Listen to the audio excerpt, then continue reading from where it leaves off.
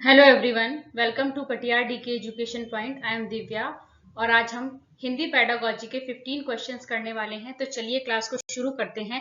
पहला क्वेश्चन है आपका, शिक्षण प्रक्रिया को रुचिकर बनाने में डैश शिक्षण सामग्री सहायक होती है। नीचे 4 ऑप्शन दिए हैं, बताइए इसमें से करेक्ट आंसर क्या होगा। पहला है ऑडियो वीडियो, दूसरा है वैविध्यपूर्ण, तीसरा है वीडियो परख और फोर्थ ऑप्शन है आपका पत्र पत्रिकाएं। तो इसमें से जो सबसे बेस्ट ऑप्शन होगा वो क्या होगा, वैविध्यपूर्ण आपका करेक्ट आंसर होगा। नेक्स्ट क्वेश्चन है आपका, निम्नलिखित में से देवनागरी लिपि की कौन सी विशेषता नहीं है। क्वेश्चन में जब भी नहीं आए तो हमें विशेष ध्यान रखना होता है कि क्योंकि ज्यादातर गलतियां यहीं पे ही होती हैं, हम नहीं को भूल जाते हैं और आंसर दे देते हैं। तो पहला ऑप्शन है आपका, एक ध्वनि के लिए प्राय एक ही चिन्ह होता है। बिल्कुल ठीक बात है। इसमें जैसा उच्चारण होता है वैसा ही लिखना होता है, ये भी बिल्कुल ठीक है। कुछ वर्णों का उच्चारण नहीं होता है। फोर्थ ऑप्शन है आपका, स्वर व्यंजन का वैज्ञानिक वर्गीकरण। तो इसमें से आपका करेक्ट क्या होगा, नेगेटिव पूछा गया है, कुछ वर्णों का उच्चारण नहीं होता, तो यही बात गलत है। तो आपका यही आंसर है, करेक्ट आंसर है आपका option number C. Next question है आपका, हिंदी भाषा के प्रश्न पत्र में आप किस प्रश्न को सर्वाधिक उचित मानते हैं। पहला, विशेषणों के कितने और कौन से भेद होते हैं। दूसरा, प्रत्ययों की परिभाषा लिखिए। तीसरा, सर्वनाम के भेदों का उदाहरण सहित स्पष्ट कीजिए। और फोर्थ ऑप्शन है आपका, लेखक ने पहाड़ों पर होने वाली बारिश का एक वर्णन अलग तरीके से किया है, आप बारिश संबंधी अपना अनुभव लिखिए। तो बताइए इसमें से बेस्ट ऑप्शन आपका क्या होगा, ऑप्शन नंबर डी आपका करेक्ट होगा। नेक्स्ट क्वेश्चन है आपका, लोक गीतों को भाषा की कक्षाओं में स्थान दिया जाना चाहिए क्योंकि लोक गीतों को बढ़ावा देना भाषा शिक्षण का मुख्य उद्देश्य है। लोकगीत गाए जा सकते हैं। तीसरा ऑप्शन है, केवल लोक गीतों के माध्यम से पारंपरिक मूल्यों की शिक्षा दी जा सकती है। फोर्थ ऑप्शन है आपका, इससे बच्चे संस्कृतिगत विशेषताओं से परिचित होते हैं। तो बताइए इसमें आपका करेक्ट आंसर क्या होगा, ऑप्शन नंबर डी, इससे बच्चे संस्कृतिगत विशेषताओं से परिचित होते हैं। नेक्स्ट क्वेश्चन है आपका, पाठ में 3 प्रकार की संज्ञाओं के उदाहरण खोजकर लिखिए। अभ्यास प्रश्न डैश का उदाहरण है। संदर्भ में व्याकरण, दूसरा व्याकरणिक जटिलता, तीसरा व्याकरण पर अत्यधिक बल और फोर्थ ऑप्शन है आपका व्याकरण कंठस्थ करने। तो बताइए इसमें करेक्ट आंसर क्या है आपका, ऑप्शन नंबर ए, संदर्भ में व्याकरण। नेक्स्ट क्वेश्चन है आपका, एक माँ ने इस बात की ओर ध्यान दिया कि उसकी बच्ची कभी कभी ऐसे शब्द बोल जाती है जो ना तो उसने कभी किसी वयस्क से सुने और ना ही अपने भाई बहनों से सुने। इस बात को लेकर वह भ्रमित है क्योंकि उसका मानना है कि बच्चे अपने परिवार और आसपास के परिवेश से लोगों का अनुकरण करके भाषा सीखते हैं। उसका यह मत किससे प्रतिध्वनित होता है।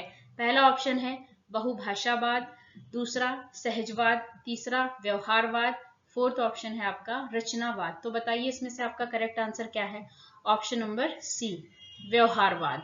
नेक्स्ट क्वेश्चन है आपका, भाषा शिक्षक के रूप में हमें व्याकरण डैश का ज्ञान होना चाहिए। पहला ऑप्शन है अव्यक्त तथा व्यक्त, दूसरा सुस्पष्ट, तीसरा अव्यक्त और सुस्पष्ट दोनों, फोर्थ ऑप्शन है आपका विस्तृत। तो बताइए इसमें से करेक्ट आंसर क्या होगा आपका, इसमें से करेक्ट आंसर है आपका अव्यक्त और सुस्पष्ट दोनों। अव्यक्त का क्या मतलब है, सुस्पष्ट का मतलब तो आपको पता है। अव्यक्त का क्या मतलब है, जिसको बच्चों के सामने आप व्यक्त नहीं करेंगे। आपको तो पता है पर आपको बच्चों के सामने जिसको व्यक्त नहीं करेंगे हम, कि हम क्या व्याकरण पढ़ा रहे हैं, बच्चों के सामने हमें व्यक्त नहीं करना है और बच्चों को सिखाना भी है और सुस्पष्ट होना चाहिए। नेक्स्ट है आपका, शिक्षार्थी भाषा अर्जित करते हैं। पहला ऑप्शन भाषा की संरचना का विश्लेषण करके, दूसरा भाषा के साहित्य का अध्ययन करके, तीसरा उस भाषा को बोलने वालों की संस्कृति के बारे में सीखकर, फोर्थ ऑप्शन है आपका प्राकृतिक अंतःक्रियात्मक वातावरण में भाषा का उपयोग करके। तो बताइए भाषा का अर्जन कैसे होता है। क्या भाषा का अर्जन करने के लिए भाषा की संरचना का विश्लेषण करना पड़ेगा? नहीं, पहला ऑप्शन गलत। दूसरा, भाषा के साहित्य का अध्ययन। आप बताइए, क्या हम सब ने भाषा का अर्जन जब हमने किया तो क्या भाषा के साहित्य का अध्ययन करके हमने अर्जन किया? ये तो गलत है। तीसरा ऑप्शन, उस भाषा को बोलने वालों की संस्कृति के बारे में सीखकर। बताइए, क्या उस भाषा को बोलने वालों की संस्कृति के बारे में सीखकर भाषा अर्जित होगी? ये भी गलत है। तो क्या होगा? डी ऑप्शन आपका करेक्ट होगा। प्राकृतिक अंतःक्रियात्मक वातावरण में भाषा का उपयोग करके। भाषा का अर्जन कैसे होता है? जब हम भाषा को अपने एनवायरनमेंट से हम भाषा का अर्जन करते हैं, हमारी मातृभाषा का हम अर्जन करते हैं, और जब अपने वातावरण में हम उसको बोलते हैं तो क्या होता है? भाषा सीख जाते हैं, भाषा का अर्जन हो जाता है। नेक्स्ट है आपका कथन ए, कक्षा में मूल्यांकन के लिए शिक्षकों को विविध विधियों का प्रयोग करना चाहिए। और कारण क्या है? एक कक्षा में बच्चे की सफलता और असफलता को केवल पेपर पेंसिल परीक्षा के द्वारा सही और पूर्ण रूप से निर्धारित नहीं किया जा सकता। तो ये एक कथन है, एक कारण है, तो आपको बताना है इसमें। पहला ऑप्शन, ए और आर दोनों सही हैं और आर ए की सही व्याख्या करता है।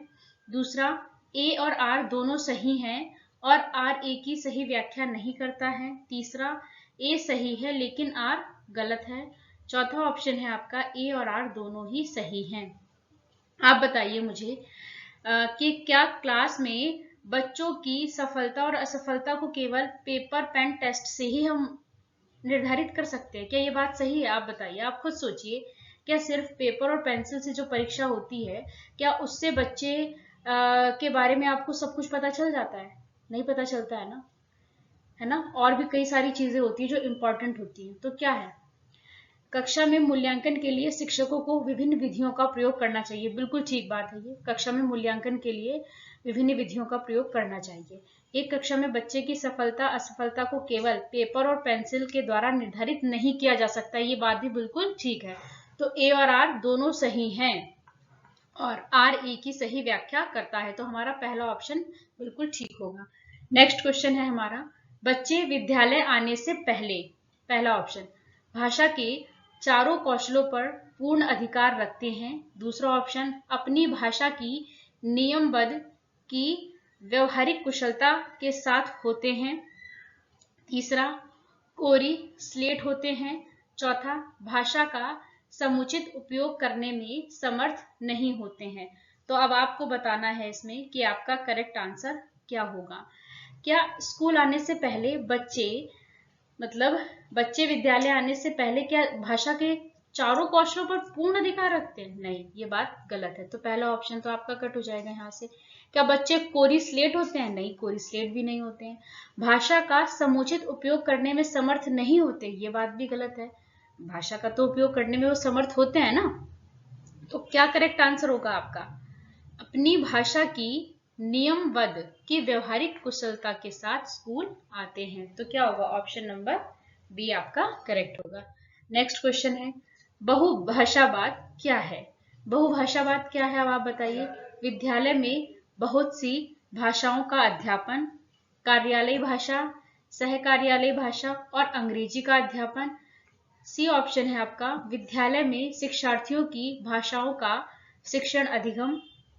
डी ऑप्शन है, विद्यालय के रचनात्मक वर्षों में कम से कम 3 भाषाओं का शिक्षण। तो बताइए बहुभाषावाद क्या है? आप देखते होंगे कि विद्यालय में जो बच्चे आते हैं वो कई तरीके की भाषाएं बोलने वाले बच्चे होते हैं। तो क्या है, अलग अलग तरीके की भाषाएं जानते हैं ना बच्चे, है ना?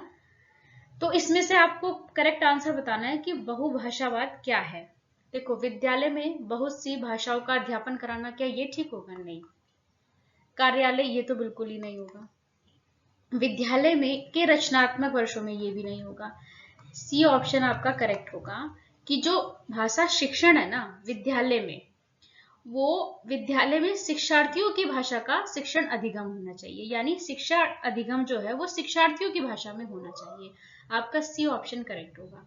पहला ऑप्शन क्या, विद्यालय में बहुत सी भाषाओं का अध्यापन? नहीं, ये बात बिल्कुल गलत है। लेकिन जो शिक्षण अधिगम है वो शिक्षार्थियों की भाषा में होना चाहिए।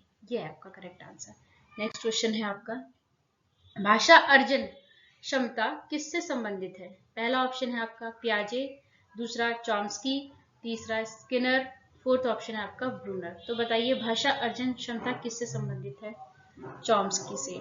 एलईडी की बात कौन करता है? लैंग्वेज एक्विजिशन डिवाइस की बात कौन करते हैं? चॉम्स्की जी। तो भाषा अर्जन की क्षमता किससे संबंधित है? नॉम चॉम्स्की से। नेक्स्ट क्वेश्चन है आपका, सभी बच्चे उन गतिविधियों द्वारा अभिप्रेरित होते हैं। पहला ऑप्शन, जिनकी योजना वयस्क द्वारा बनाई जाती है। दूसरा ऑप्शन, जिनकी योजना बच्चों द्वारा बनाई जाती है।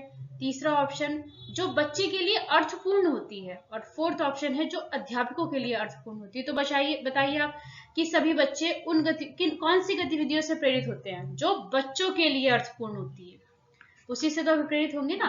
अध्यापक के लिए अर्थपूर्ण का क्या मतलब है? यहाँ बच्चों की बात चल रही, तो बच्चों के लिए अर्थपूर्ण होनी चाहिए। नेक्स्ट क्वेश्चन है आपका, निम्नलिखित में से कौन सा भाषा अर्जन के व्यवहारवादी सिद्धांत से संबंधित नहीं है? व्यवहारवादी सिद्धांत से, सक्रिय अनुकूलन, खाली बर्तन, प्रयास तथा त्रुटि, सामाजिक अंतःक्रिया। तो जो व्यवहारवादी सिद्धांत से संबंधित नहीं है वो है सामाजिक अंतःक्रिया, क्योंकि ये सामाजिक रचनावाद से संबंधित है। नेक्स्ट क्वेश्चन है आपका, अनुच्छेद लेखन के दौरान व्याकरण, विराम चिन्ह, विधान और वर्तनी की जांच करना लेखन प्रक्रिया का कौन सा चरण है? पहला संपादन, दूसरा प्रारूप, तीसरा विचार मंथन, फोर्थ ऑप्शन है आपका प्रतिपुष्टि। तो ये किसका अंग है? ये संपादन के अंतर्गत आता है। वीडियो अच्छी लगी हो तो लाइक करें, शेयर करें, चैनल को सब्सक्राइब करें। Thanks for watching this video.